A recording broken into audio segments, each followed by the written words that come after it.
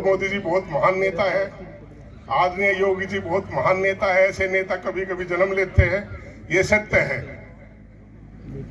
लेकिन जो ये फैसला हुआ है, अब वही बात आ जाती है कि पूरा देश विकास कर जाओ, पूरी दुनिया में हमारा सब कुछ नाम हो जाए और बागपत बर्बाद हो जाए तो हमें क्या मिलेगा? ये बात देश का विकास हो, साथ साथ हमारे बागपत का भी हो, तभी तो हमें फायदा है। लेकिन ये दोबारा फांसी दे दिया। आदरणीय सांसद जी भी नाराज हो गए कि यार पार्टी के बारे में ऐसे शब्द कह रहा है।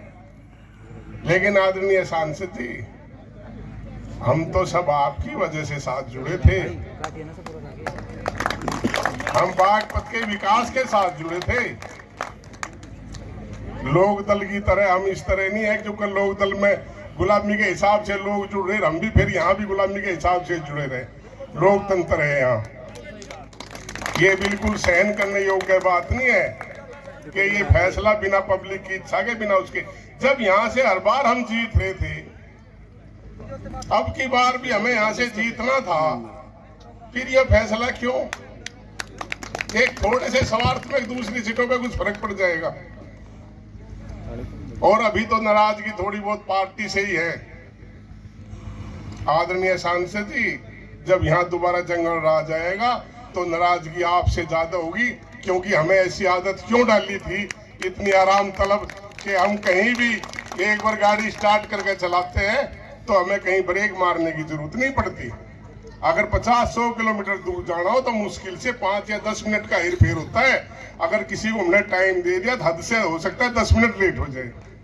लेकिन पहले क्या होता था, मैं दिल्ली था, पहलवानी करता था, गाँव की तरफ आता था, गाँव में कहते थे भाई कल एक काम है, आना है, तो पहले ही दिन आना पड़ता था कि कल तो पता नहीं सुबह चले गए, शाम तक पहुंचा जा ना पहुंचा जा। ये हालत यहाँ थी। बच्चे की, हमारी बेटियों की शादियां होनी बंद हो ली थी। हालत इतने खराब थे, रास्ते इतने खराब थे। लोग नई गाड़ी लेके, जब नौकरी पेशे पे लोग थे, अपने क्षेत्र में आते थे तो रोते थे कि यार ये अपनी गाड़ी लेके जरूरी आना था क्या, किराए पे ले आते। ये हालत यहाँ होती थी। लेकिन पार्टी ने क्या किया, एक ही दम सब कुछ पलट दिया।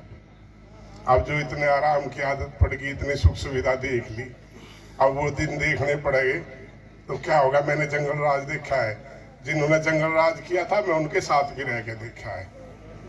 उनकी कोई भावना ही नहीं है क्षेत्र के प्रति।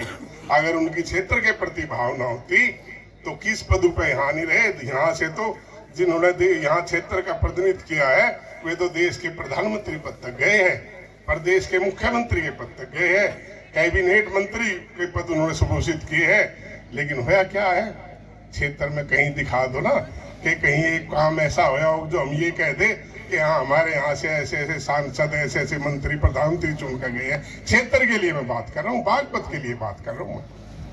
आप उनके बारे में कुछ बताओ, कभी कुछ हुआ हो।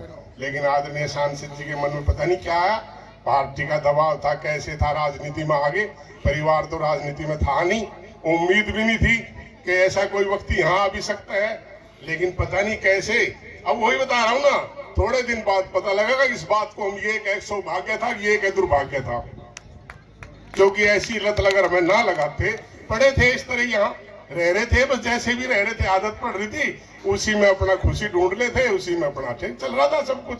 थोड़ी बहुत गन्ने की राजनीति में जय जयकार हो जाती, हड़ताल हो जाती, मिल के गेट पे बैठ जाते, चलता रहता। ये वैसी सुविधा का तो किसी ने सोचा ही नहीं था। हमें पता ही नहीं, यहाँ के लोगों को पता ही नहीं लगता था। जब मैं दिल्ली से गांव की तरफ आता था तो वहीं दिल्ली में ये भूल जाता था कि बिजली भी कोई चीज होती है।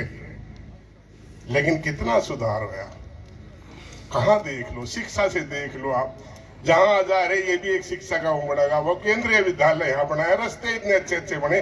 दिल्ली सहारनपुर जो इस क्षेत्र की लीड है वह तैयार हुई है। ये जमुना का पुल कहाँ कब से वादे होते आ रहे थे, कब तक क्या चलता चलता, मुझे तो इतना मुश्किल आ रहा है। तो इसलिए मैं आप सब लोगों को कह रहा हूँ, पर यही होता है, समय बलवान होता है। हमें इस बात को बिल्कुल नहीं भूलना चाहिए कि हमारे सांसद जी, अब भी एक बात और बता रहा हूँ थोड़ा सा, सिर्फ अगर थोड़ी बहुत उम्मीद है तो वह इस बात पे है कि हमारे सांसद जी बिना सांसद के भी सांसद से ज्यादा ताकत रखते हैं और ताकत रखते रहेंगे। इसलिए बस यह एक उम्मीद बच रही है। अगर इनमें या योग्यता न होती तो बड़ा मुश्किल हो जाता है ये फैसला सहन करना। लेकिन मैं आप लोगों को कह रहा हूं, उम्मीद रखो, जब इधर का बदलाव आ सकता है तो दूसरा बदलाव भी आ सकता है। और थोड़ा सा ये है कि मेरा जीवन का तजुर्बा रहा है, एक कई बार एक रास्ता बंद हो जाए तो दूसरा उससे भी अच्छा खुल जाता है। तो इसलिए सांसद जी में पूरा विश्वास रखो, पूरी ताकत के साथ खड़े रहो। हो सकता है बहुत सम्मानजनक पद मिले और क्षेत्र में वहां रहते हुए भी क्षेत्र के लिए बहुत कुछ कर सके। तो मैं आदरणीय सांसद जी का एहसानमंद हूँ, पूरा क्षेत्र एहसानमंद है कि इन्होंने कम से कम ये तो दिखा दिया कि विकास कैसे होता है। अब कम से कम कुछ आदमी है, उन्हें दूसरों को भी ये कहने की ताकत तो मिल जाएगी, ये कहने का एक उन्हें अवसर तो मिल जाएगा कि अब तो होता कैसे है विकास। पहले तो ये होता था बताए भी क्या बताए कैसे होता है, तो अब ये बताने के लिए हो गया। आप लोगों ने भी देख लिया विकास कैसे होता है, इसलिए आप लोग भी इतने अंधे नहीं रह रहे। अब थोड़े बहुत तो रह रहे हैं, अब भी अंधे ऐसा नहीं है नहीं रह रहे, लेकिन आप लोग उनके यहाँ खोलने का काम करोगे कि देखो हमारे सांसद ने क्या क्या देव, आप लोग सब क्या कर रहे हो। तो मैं पता सभी को है, ये सच कह रहे हो।